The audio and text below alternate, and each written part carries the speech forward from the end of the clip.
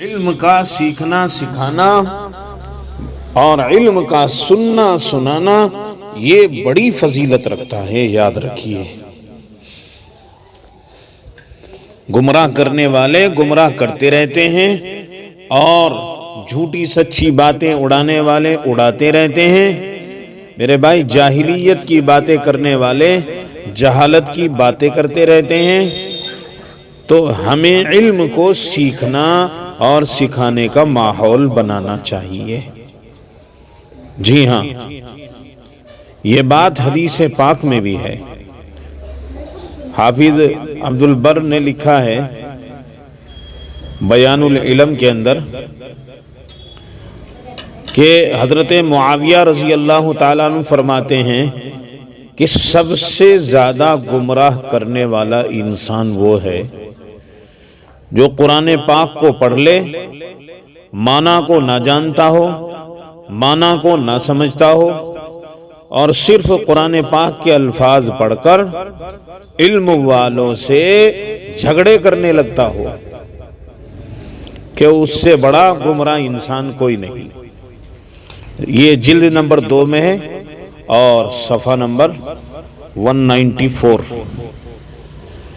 یہ بات لکھی ہوئی ہے۔ تو علم کو ایسے سیکھنا چاہیے جیسے علم کے سیکھنے کا طریقہ ہے۔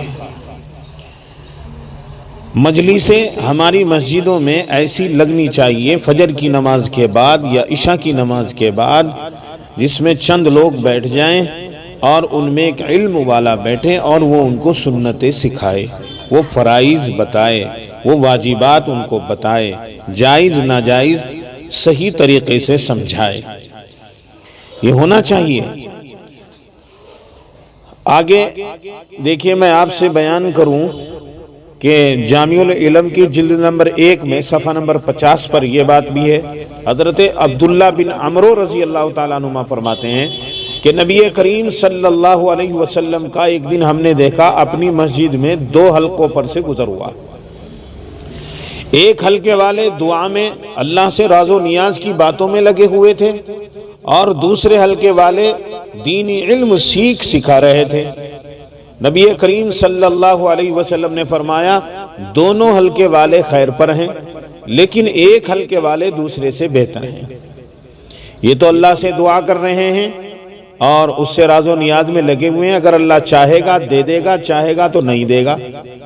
یہ جو دوسرے حلقے والے سکھا رہے ہیں، جسے نہیں آتا اسے سکھا رہے ہیں، مجھے تو سکھانے والا بنا کر بھیجا گیا ہے۔ اور پھر آپ صلی اللہ علیہ وسلم علم کی جو مجلس لگی تھی اس میں آ کر بیٹھ گئے۔ تو علم کے سیکھنے سکھانے کی فضیلتوں پر کتابیں بھری پڑی ہیں۔ اگر میں دلائل کے ساتھ گفتگو کروں اور آپ کو صفحہ نمبر جلد نمبر سارے بیان کروں تو آپ حیرت میں رہ جاؤ گے کہ کتنی فضیلتیں ہیں علم کے سیکھنے سکھانے کی۔ ایک کتاب جامع العلم ہی کے اندر ہم نے پڑھا، حضرت عبداللہ ابن مسعود رضی اللہ تعالیٰ عنہ کی روایت فرماتے ہیں کہ متقی لوگ سردار ہیں اور فقی لوگ امت کے رہنما ہیں، ان کے ساتھ بیٹھنے سے ایمان میں علم میں اضافہ ہوتا ہے، ان کے ساتھ بیٹھا کرو۔ دیکھیے، اور ایک اور